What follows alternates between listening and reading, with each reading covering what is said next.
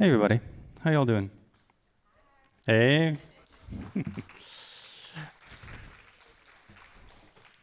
My name is Daniel Atkinson. I'm the manager of public programs here at the MC Chicago, and I want to welcome you to the afternoon's program, Notes from the Margin, Why Don't Talk About the Body.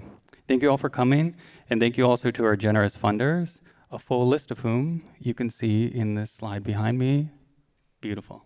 Thank you.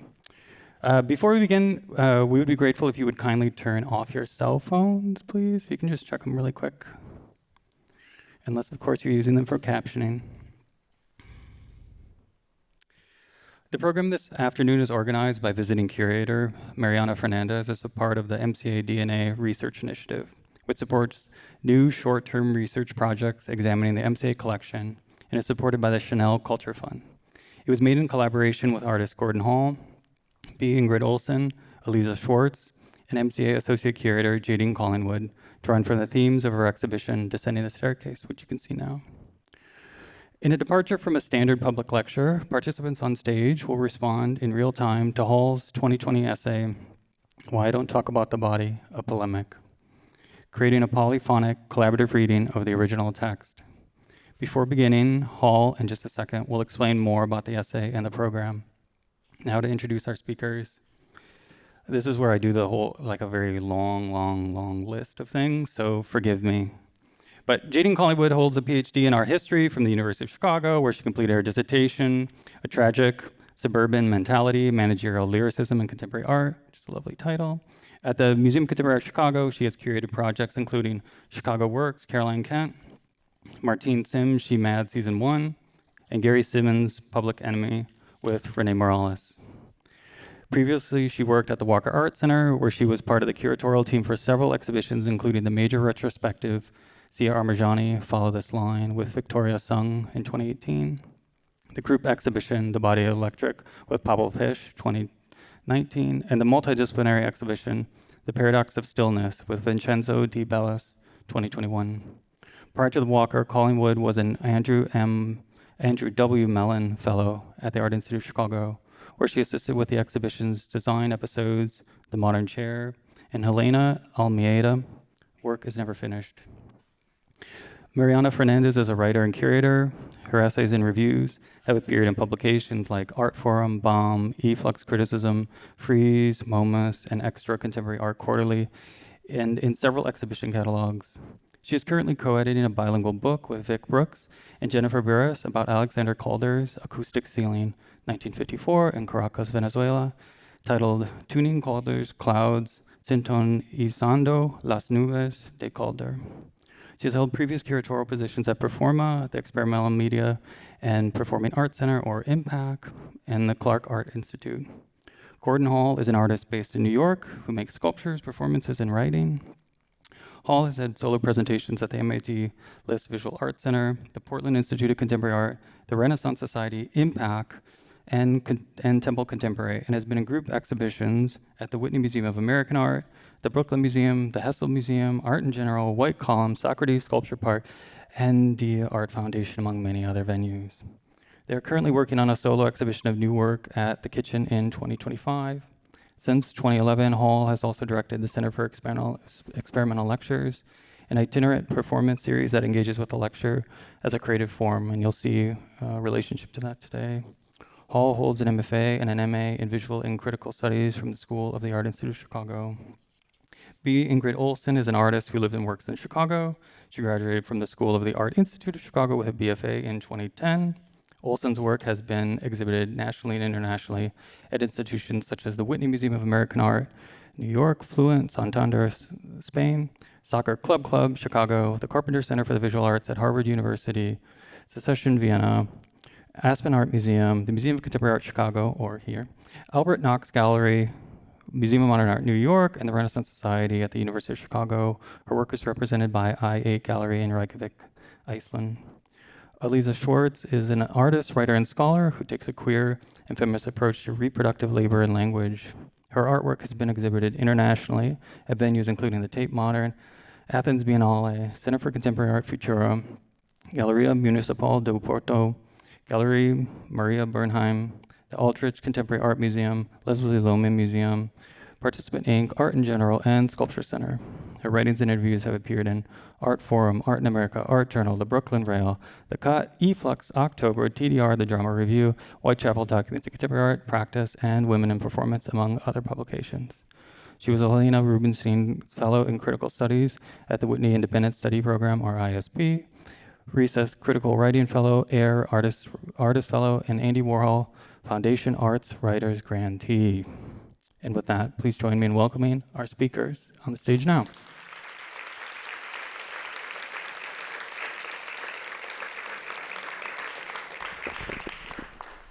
Hello, everybody.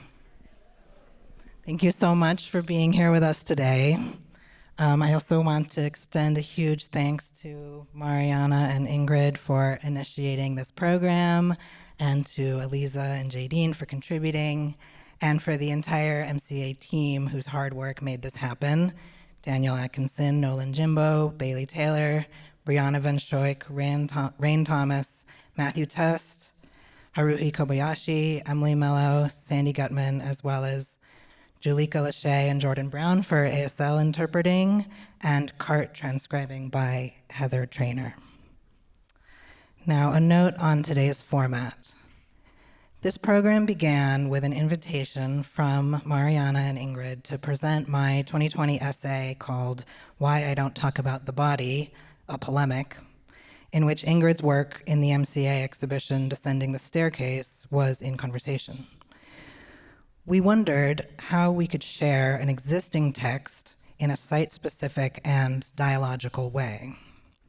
We developed this format to mirror a text being annotated in real time, a communal conversation with the ideas in the essay in the form of notes in the margin. As we move through the essay, Ingrid, Mariana, Jadine, and Eliza's annotations will interrupt the original text. I will also periodically annotate myself in the form of some, but not all, of the essay's original footnotes. After each annotation contribution, I will return to the original text where I left off, comparable to how you might write something in the margin of a book and then keep on reading. Today's event is built on the idea that texts can be spaces to think from and think with. The margin notes offered by this group reflect their investments as artists, writers, and curators. For me, it is tremendously meaningful to have the grueling work of writing be rewarded with this essay becoming useful to others as a place to think and make. We hope that what you are about to see will also offer this to you.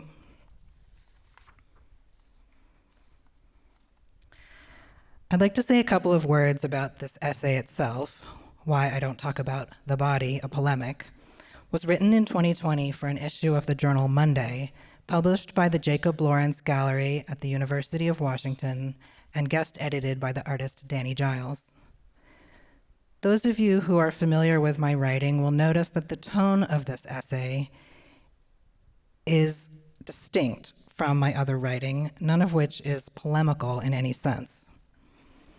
On these particular issues, however, I felt I needed to develop and articulate these thoughts so that I could stop blurting them out in half-baked formulations in students' critiques and at the bar after gallery openings. It is not intended to police anyone's speaking or writing, and I hope it doesn't come across as ungenerously critical. My goal was to put into words the troubling generalizing and tokenizing ways we engage with each other and ourselves in art contexts.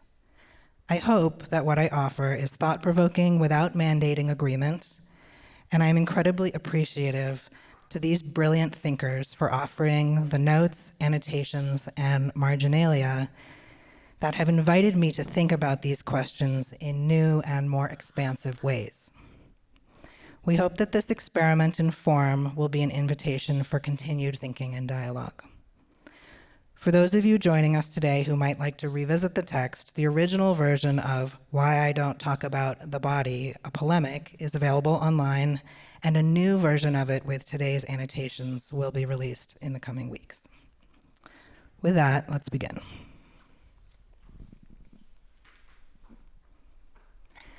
How we speak matters, because the language we use shapes how we understand the world. Language is also viral. How we talk transfers to others in the communities we participate in, and we take up the speech patterns of others, often without realizing it. The international English-speaking art world shares linguistic norms and standards as described by Alex Rule and David Levine in their 2012 essay, International Art English, published by Triple Canopy. Sociolinguists refer to the ways people in communities establish linguistic group norms and pursue socially stratified speech patterns as communication accommodation theory.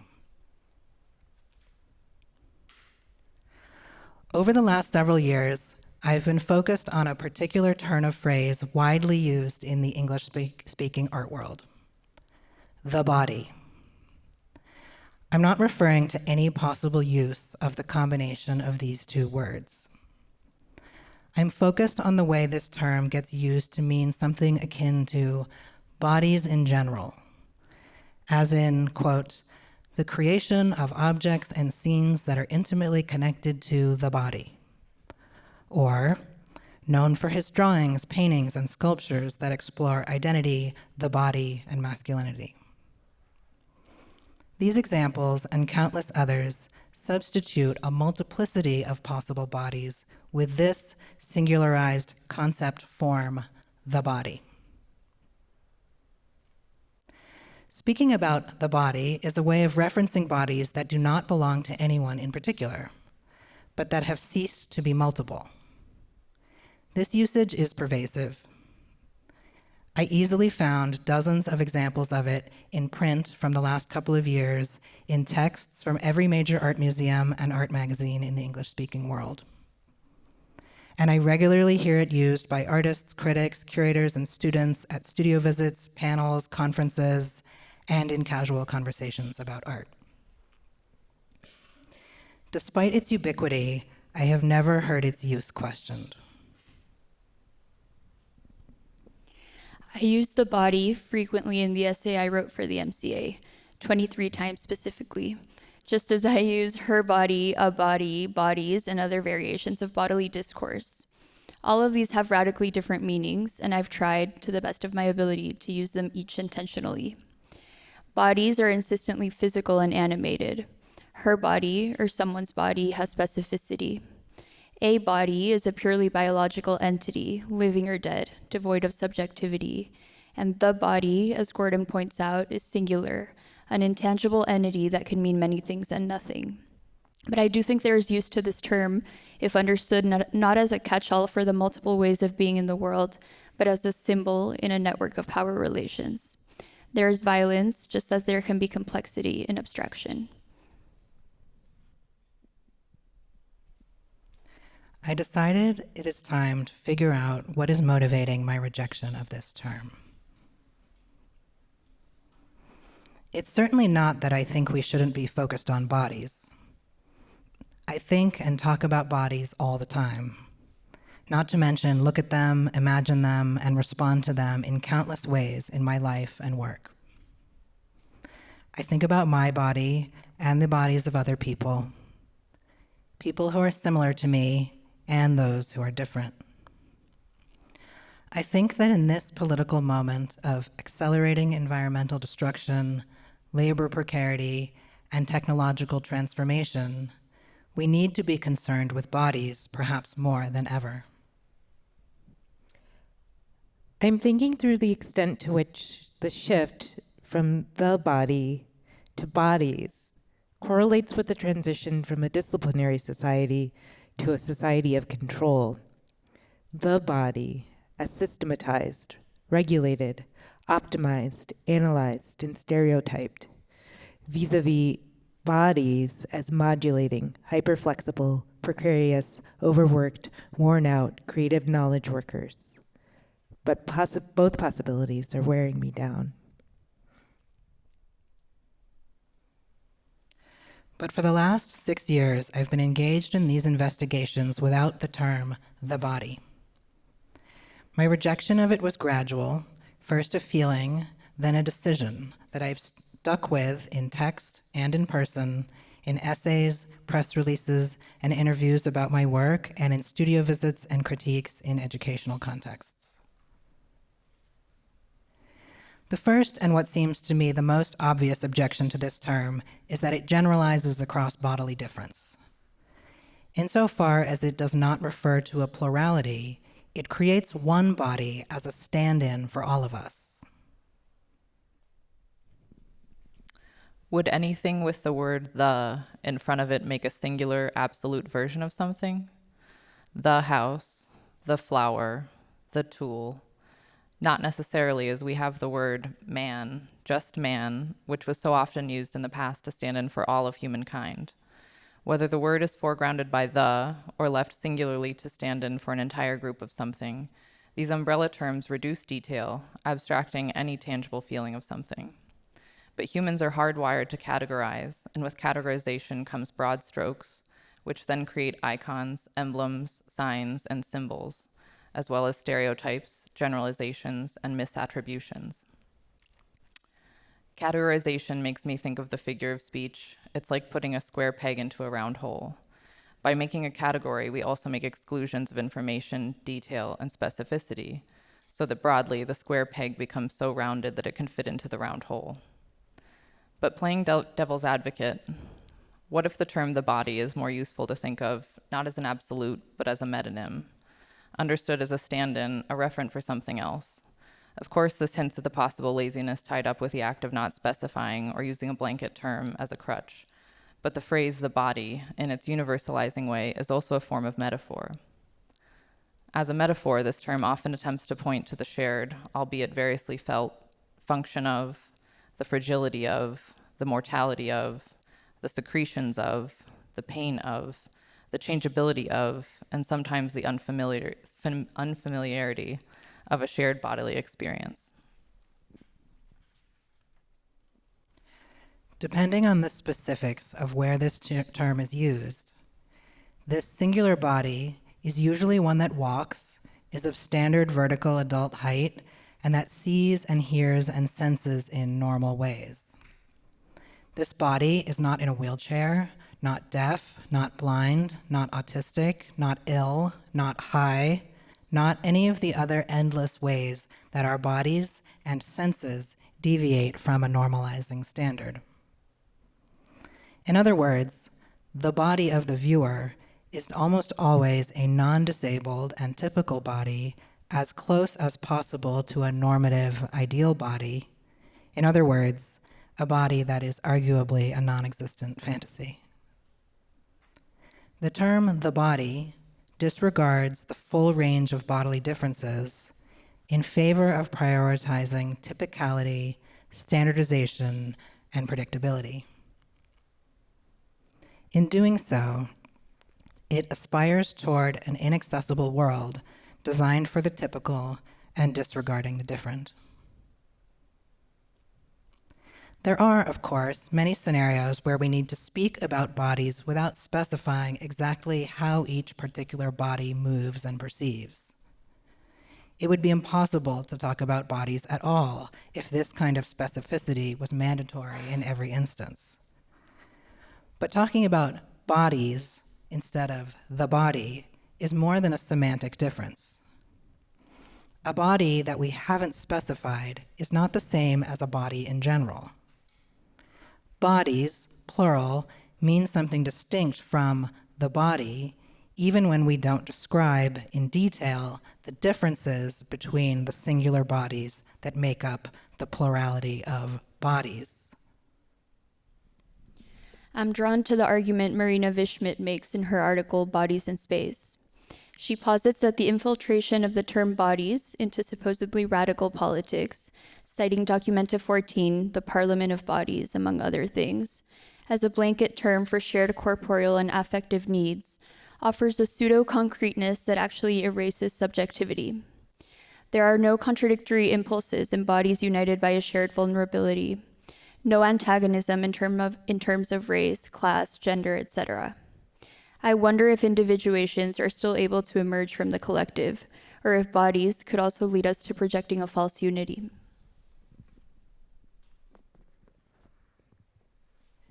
An implied multiplicity is very different than the substitution of a monolith. In many cases, the body could be replaced with specific qualifiers as to what body or bodies we are talking about. My body, your body, his, her, their body, even our bodies. Though these designations might not be fully described, they give the bodies in question context, place, and position, all prerequisites to an adequately diverse theory of human beings. Wherever there are bodies, there is the possibility, even the guarantee, that there is difference. These two words, possibility and difference, remind me of works like this, works that are about very specific human beings and very specific bodily experiences, yet through abstraction are also able to evoke a multiplicity of other experiences. Felix Gonzalez Torres made this work for his partner, Ross Laycock, who died of AIDS in 1991. It's a kind of self-portrait or homage to their relationship, but it's also about the universality of human connection, interdependence, synchronicity, and the relentless ticking of time. It points to an important difference between openness and generality. The former doesn't create a stand-in for a singular body represented or even interacting with the work, but rather invites a plurality of selves to have a plurality of experiences with it. Could all of this be conveyed through the concept, symbol, metonym of the body? I'm not so sure. Our use of language should reflect this.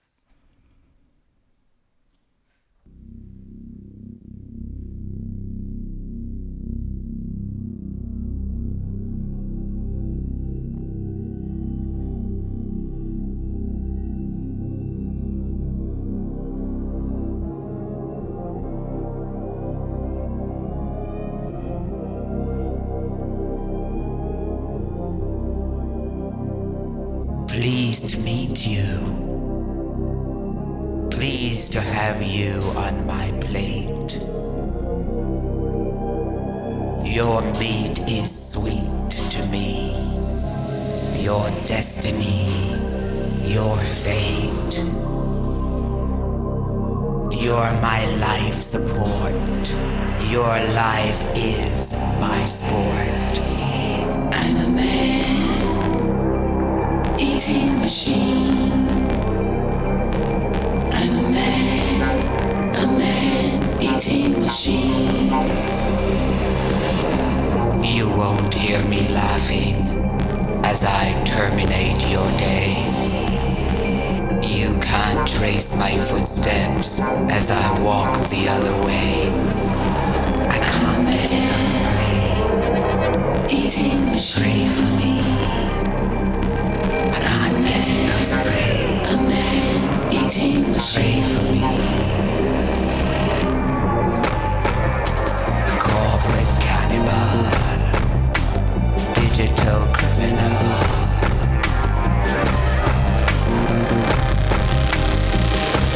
I'm a corporate cannibal. A corporate cannibalized criminal. Digital criminal. Corporate cannibal. Eat you like an animal.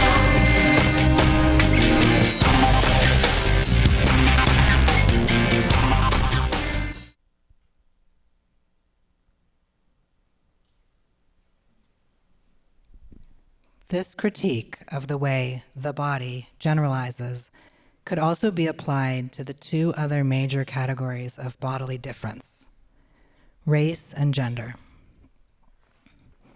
The bodies of the body are not complicated by difference. They are raceless, genderless, and sexless. Not only does this often end up resulting in an implicit default to the norm of the white cisgender male body, it also disavows the possibility that these kinds of distinctions could make much difference to what these bodies see, feel, and do.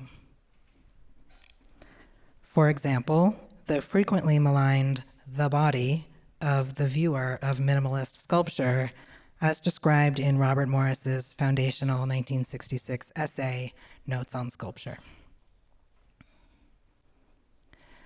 The body reifies bodily norms in all these ways. It is curious to me that in this particular moment, in which many in the arts are focused with zeal on diversity, inclusion, and difference, we continue to use a term that is so incompatible with these investments. My second objection to the term the body is that it implicitly sets up a binary between bodies and other capacities, qualities, or modes of experience. To speak of the body is to distinguish it from what it is not: the soul, the spirit, or most commonly, the mind. This is a widespread cultural view rooted in the disciplining of the body under capitalism. In How to Be a Person in the Age of Autoimmunity, artist Carolyn Lazard quotes the following passage from Virginia Woolf's On Being Ill. Considering how common illness is, it becomes strange indeed that illness has not taken its place with love, battle, and jealousy among the prime themes of literature. But no, literature does its best to maintain that its concern is with the mind, that the body is a sheet of plain glass through which the soul looks straight and clear. Rooted in Judeo-Christian religious thought, this way of thinking has even been discredited by Western biological science, which over the last couple of decades has had to grudgingly admit that thoughts, emotions, and experiences have bodily effects that are every bit as real as viruses and pathogens.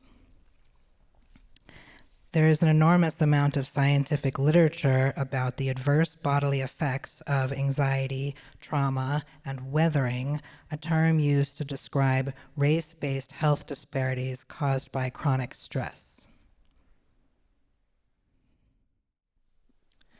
If something has an effect on another thing, does it not necessarily mean that they are separate in some way, albeit connected or interconnected?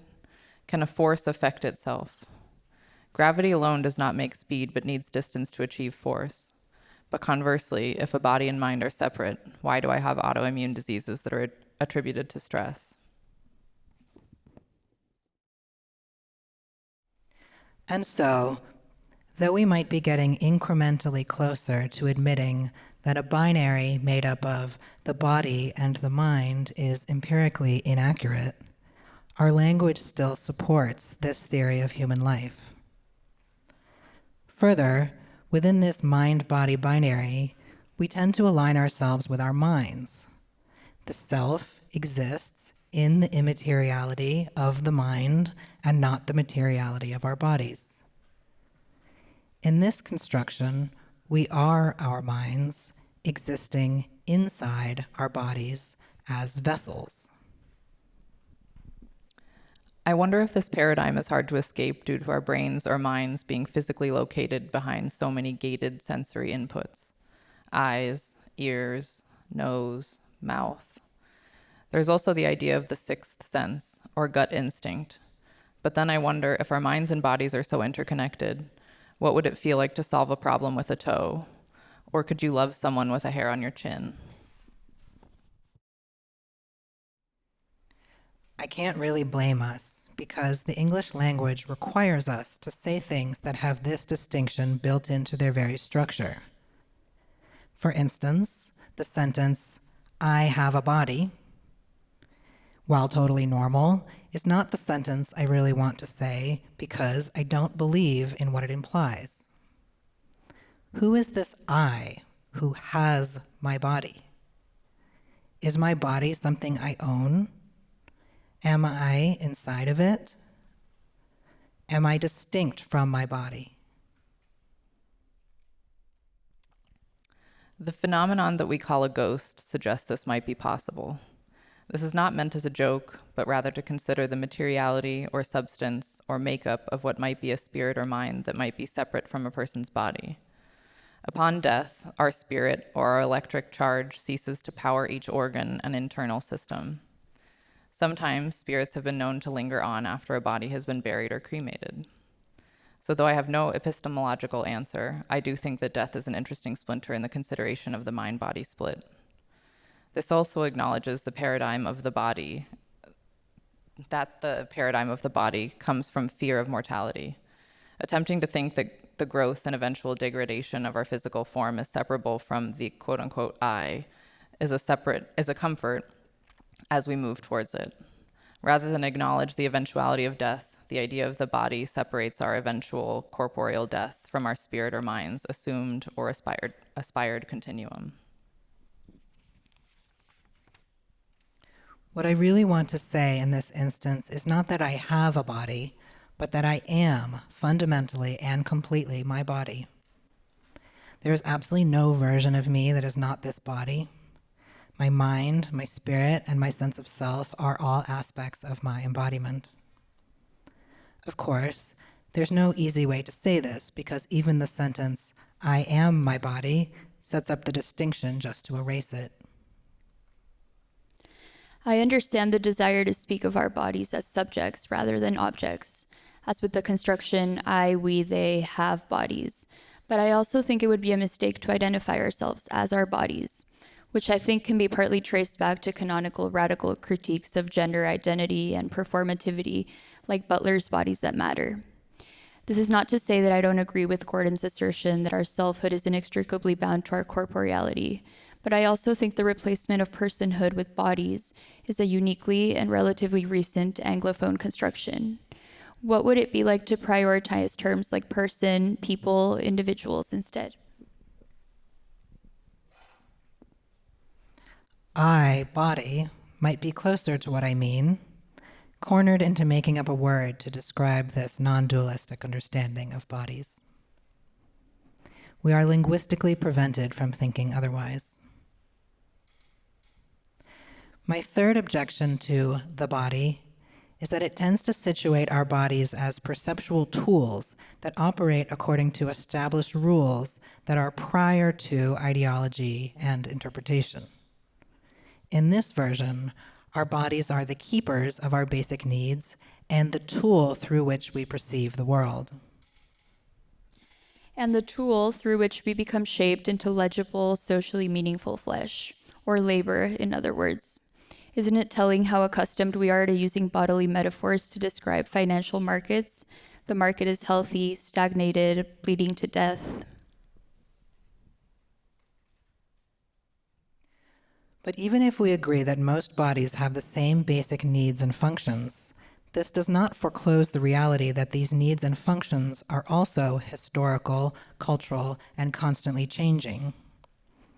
Not only do we see, hear, and feel in radically different ways, one person to the next, but the ways we use our bodies and our senses are historical. What we see and feel is made possible by the cultural conditions that structure our understandings of what is possible, what is impossible, and what is even there to be sensed at all. Our bodies cannot be understood as either non-ideological biological entities or as neutral perceptual apparatuses. From the book Architectural Body by Madeline Gins and Arakawa. A person as a moving body describes an ever-changing sequence of domains, associating herself with some more closely than others. Surely personing is preferable to person, in the name of accuracy and in the name of tentativeness.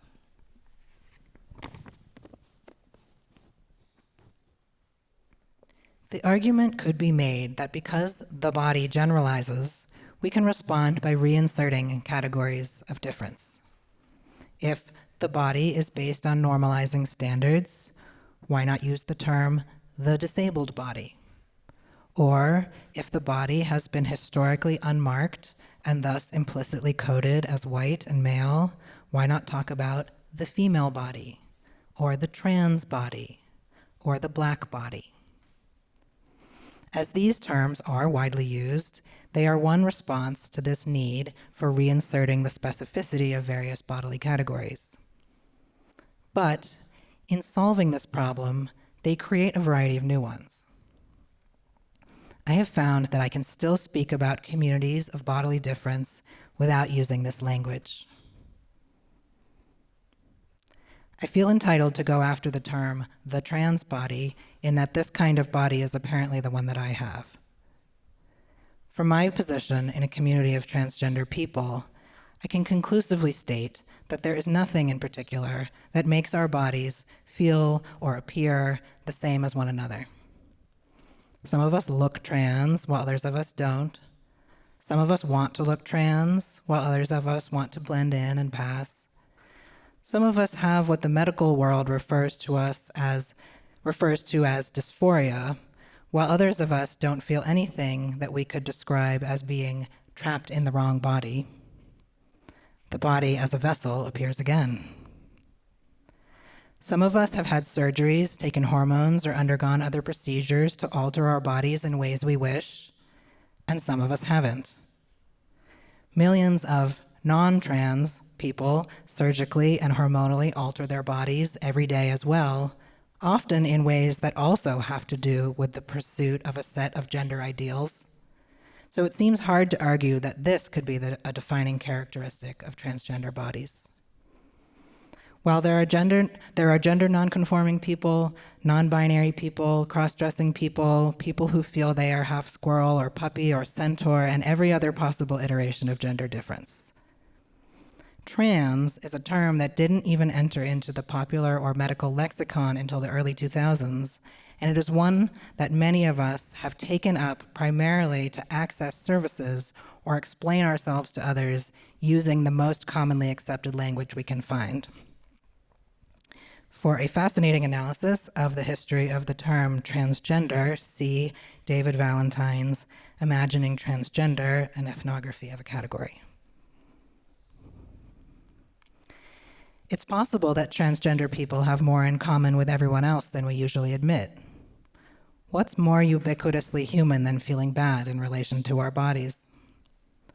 Or what bodily experience is more common than voluntary and involuntary bodily transformation, from puberty, pregnancy, aging, and illness to makeup, electrolysis, fitness routines, and the acquisition of gender-appropriate speech patterns, facial expressions, and gestures? So not only is there nothing that makes us similar enough to each other to describe us as having the trans body, I increasingly wonder if there is anything categorically distinct about us at all, except for the ways the medical and psychiatric communities have diagnosed us.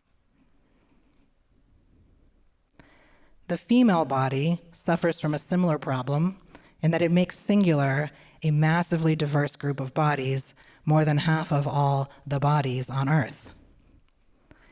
It is usually not clear what criteria are being used to determine who is included. Is the female body the one that looks female? The one a medical doctor would consider female? Is it the body that self-identified women have? Is it the body that has breasts and a vulva, menstruates, can get pregnant, and undergoes menopause? Is it the body with the XX chromosome that wears a skirt, that has curvy hips? Is it a body with a specific amount of testosterone? News headlines in recent years have featured stories about hormonal testing of high-achieving female athletes. These athletes have been raised as female, have identified as female their entire lives. In some instances, the testing has revealed the athletes are intersex, but had not previously known. This innate genetic predisposition to make testosterone at a higher level should not disqualify a female athlete from competing. I can easily think of examples of individuals who consider themselves female who don't meet every one of these criteria. As most people in the art world seem to believe in the existence of transgender people, this belief should certainly complicate our ability to use this term, since transgender women's bodies don't do many of these things, and transgender men's bodies often do. But of more concern to me, in fact, is the existence of so many cisgender women whose bodies don't do typically female things or appear readably female from the outside. Do these women have the female body? How is it different to say female bodies or women's bodies? Or to be as specific as we can, the ways female bodies have been represented in Western portrait painting, for example. Would it not be apt to use the female body here, though, or here, to describe not the actual women in the paintings, but the act of their abstraction into the quintessential capital female body?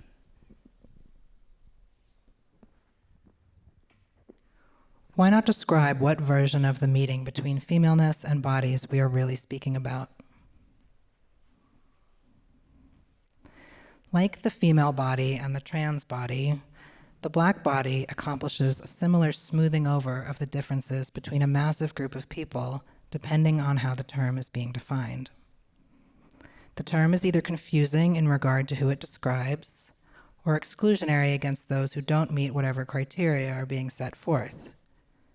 If the Black body is being used to describe bodies that are invariably read as Black, then the term excludes all the people who identify as Black but don't appear to be so. Carl Paris's response to the artist's voice, Ishmael Houston Jones, in conversation with Wangechi Mutu and Thomas Lax, co-presented by Dance Space Project and the Studio Museum in Harlem Platforms 2012 Parallels, quote, "I also reject the notion that Black dance is any dance that the Black body does, as Bill T. Jones suggests. Such an assertion can only make sense if we specify that we are talking about what we are projecting onto the body, irrespective of the dance's and or the dancer's intent." Or if we are using it to describe all the bodies of people who identify as Black, it would also inadvertently include all the bodies of those who appear to be Black but don't identify as that or as only that. So the phrase "the Black body" certainly encounters challenges from the existence of white passing or mixed race individuals who would be wrongly included or excluded from this designation, or who come from national contexts in which the American idea of Blackness doesn't necessarily translate. Further, even though most people are some combination of these designations, trans and Black and female, for example, these terms are profoundly non-intersectional, accounting for only one category of difference at a time, at the expense of accounting for the complexity of people's embodied lives. Is it useful to talk about the Black body as opposed to Black people's bodies or a specific Black person's body? Because I'm white, I wouldn't let myself think about these questions for many years, even as I shifted my own use of language to reflect my changing conclusions about the broader significance of these terms. However, I have come to feel that there are implications to this way of speaking that are serious enough to warrant critique. My discomfort with this way of speaking is not just that it can be confusing, nonspecific, generalizing, exclusionary, or erasing. Though these are not minor objections, I believe that there is something more serious at stake. In using these terms, we linguistically create a culture in which people are interchangeable with one another within categories of difference. When we talk about the Black body, we inhabit a gaze that understands one Black body to be effectively indistinguishable from another. In Claudia Rankine's The White Card, Charlotte, a successful Black artist, questions the wealthy art collector Charles about his desire to consume images of Black death. In a reversal, Charlotte turns her camera lens onto Charles, transforming close-up shots of his white skin into a wallpaper installation. Horrified, Charles shakes Charlotte by the shoulders, exclaiming, "Tell me that you see me."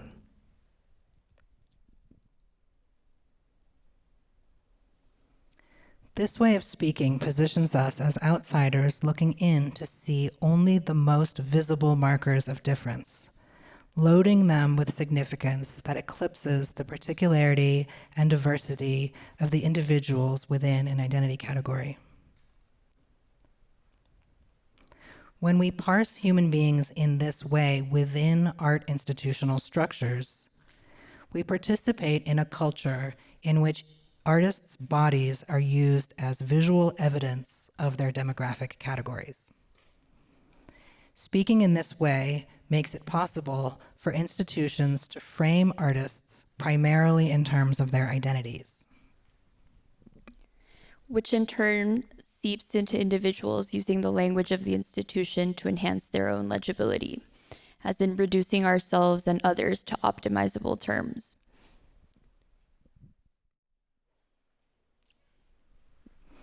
Over the last several years, I've been observing the ways that various forces within the arts relate to artists of non-normative identity categories. I am disturbed by some of what I see and disheartened because this conversation is not at all new.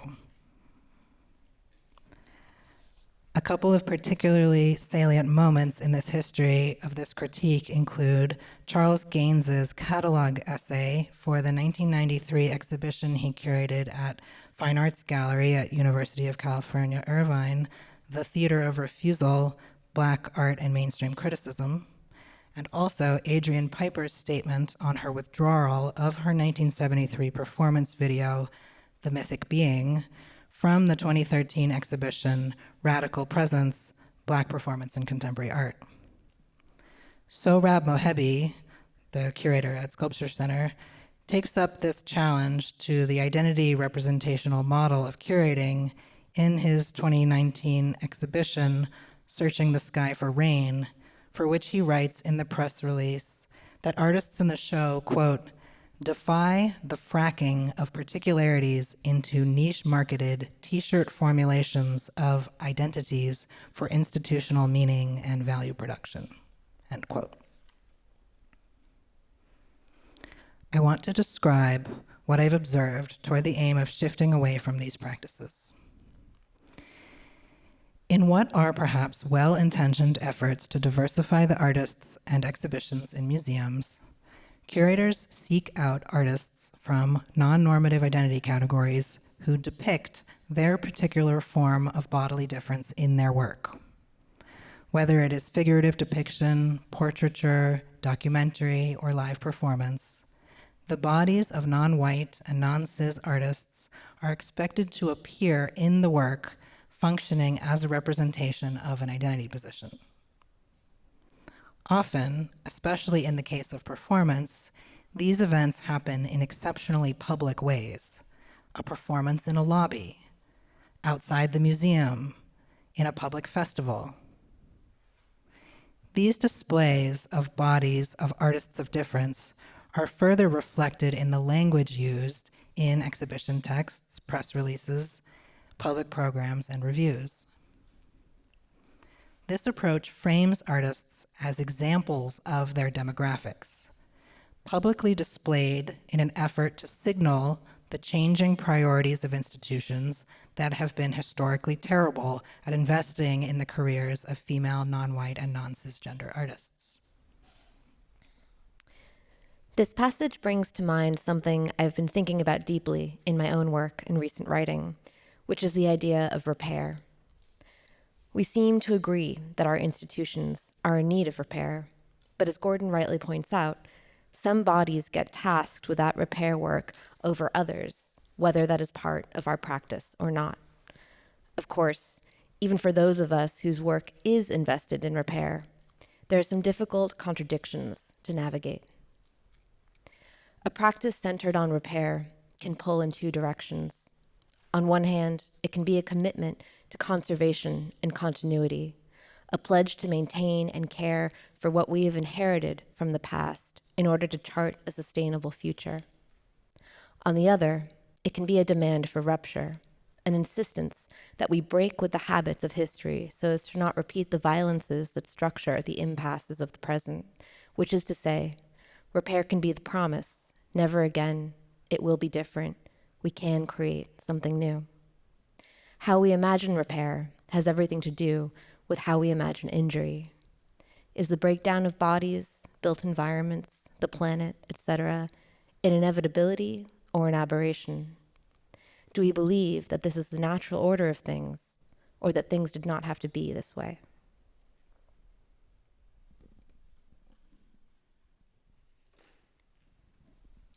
This strategy has several undesirable effects.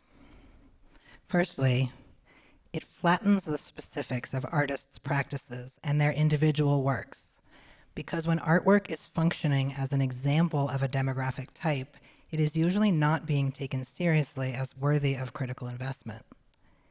Since the purpose of the spectacle is one of inclusion, it does not actually matter very much what is specifically happening in the work. In these contexts, artworks are elevated and then glossed over. Secondly, in many cases, these types of engagements do not actually reflect a lasting curatorial and financial investment in an artist's practice, because these sorts of inclusions tend to be temporary and forward-facing, especially in the case of performance and other public programs. Our institutions still have an incredibly long way to go to meaningfully change which artists they collect, invest in, and offer career support to over the long term. And these types of spectacles of difference arguably have very little to do with these fundamental changes. Or worse, they can be used as a cover for the lack of these more long-term investments. According to a study conducted by ArtNet, between 2008 and 2018, only 11% of the work inquired for the permanent collections of the US's top 26 museums was by women, and only 3% of those were African American.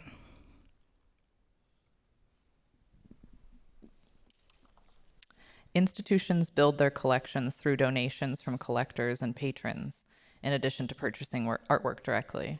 So this extends necessarily to what donations are accepted by institutions, and more importantly, what the terms of exhibition for the gift might be.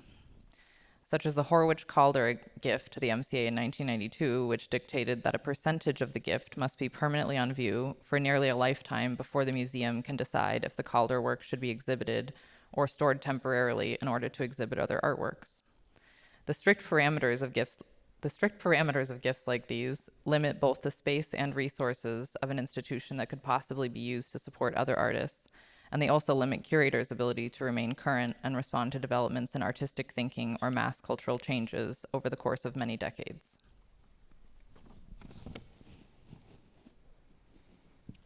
Finally, from the point of view of a museum or a curator who is operating within this body as evidence of difference rubric, artists of difference who do not make this difference publicly visible in their work are essentially useless because they do not help create a moment of public visibility of inclusion. This creates a system in which these artists are effectively pressured into framing their practices to be useful towards these curatorial ends, performing their identities through their work in such a way that invites and thus endorses this kind of curatorial attention. This is very serious because it means that artists still don't feel welcome to make whatever work is in them to make, no matter how inscrutable their own body might be, for fear of risking being passed over by a museum looking to visibly diversify their program. As an artist who makes work mainly about difficult things, such as reproductive unfreedom, sexual violence, and the complexities of consent, I feel the tug of both aspects of repair, the conservative and the radical. At the core of my practice is the belief that the future must be different from the past, that cycles can be broken, and that the process of making the unjust operations of power visible is a mechanism for change. Yet equally operative is my desire for belonging, my search to position what I do in line with a long legacy of artists who came before me, and to care for that queer feminist genealogy by naming the names of those whose work has made my work possible. If I'm totally honest, though, this comes from both a place of true inspiration and indebtedness, as well as from the fear that without being able to claim this kind of precedent for the work that I make, I will always be labeled a monster.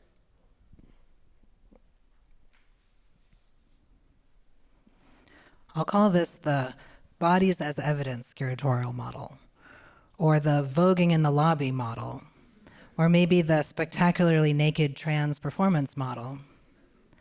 As long as these institutional approaches continue, the work of artists of difference who engage these strategies will continue to be simplified and misread, while others who don't work in these ways will continue to be marginalized. And, perhaps most importantly, museums will continue to cover their own asses while rendering substantive change forever on the horizon. Institutions must consider the diversity of the identities of those they include, but this cannot mean that white men get to continue to be artists while everyone else must be female artists, Black artists, and trans artists, representing the body specific to their identity categories. There is no part of this argument that favors particular kinds of artistic work above others: figurative, abstract, body-based performance, and so on. Instead, I am critical of the framing devices that surround artists' work, how what we do gets described, presented, contextualized, and circulated. One primary way that these processes take place is through the use of language, including the ways that artists describe ourselves and our own work. What would it mean to shift the language of description from bodies as data points, workforces, ready to be optimized, put to work, made productive, and economically useful, to bodies that sweat, leak, hiccup, vocal fry, voice crack, hyperventilate, etc.? Or bodies that are out of sync, breathless, can't or won't perform. Ironically, it's when our bodies break down, get sick, revolt, that we're forced into more intimate relationships with them.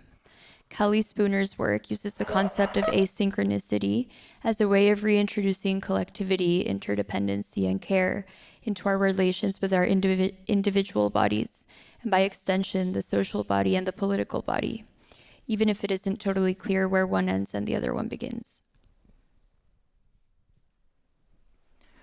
Which returns us to the body and its identity-specific varieties. By describing bodies in generalized ways that rely on the most visible markers of difference, we serve ourselves up in simplified, consumable, representational bites in ways that painfully undercut the complexity, particularity, and multiplicity of our work and lived experiences. This language conjures a world in which our bodies have value only insofar as they serve as public examples. This is not a way of being valued that we should accept for ourselves or promote for the benefit of institutions and their publics. Our job is to make specific artworks with our many different bodies, whether we ask to be read or refuse to be visible at all. In the abstract, repair is shot through with contradictory, politically coded ambivalences. Fealty to legacy and preoccupation with preservation can be just as much regressive devotional delusion as they can be a form of radical reproductive labor and maintenance work that reinscribes the historically erased. Fixation on the horizon of change can be capitalist techno-fetishism perpetuating the status quo of power relations under the cover of disruption, innovation, and the new, or another name for hope. The actual politics of repair can only emerge in the concrete instance of a specific relation, which makes it a tricky tool. Maddeningly, auspiciously, the desire for repair and to be repaired cuts across the ideological spectrum. We all want to fix what is broken. We all want returned to us what is lost. We all want to feel whole. We all want to experience something new. Yet how we move from desire to practice is consequential. Perhaps difference arises from how we recognize and sit with the wound, with our attachment to that woundedness and what we believe it justifies, with how we distinguish, if we do at all, between repair and revenge. For me, putting repair into practice should entail risking one's own orthodoxies, stepping outside the axioms that circumscribe what is valuable and acceptable in one's field to do a different kind of work. I am not sure that this is the kind of work museums really have in mind when they commission certain bodies to repair them.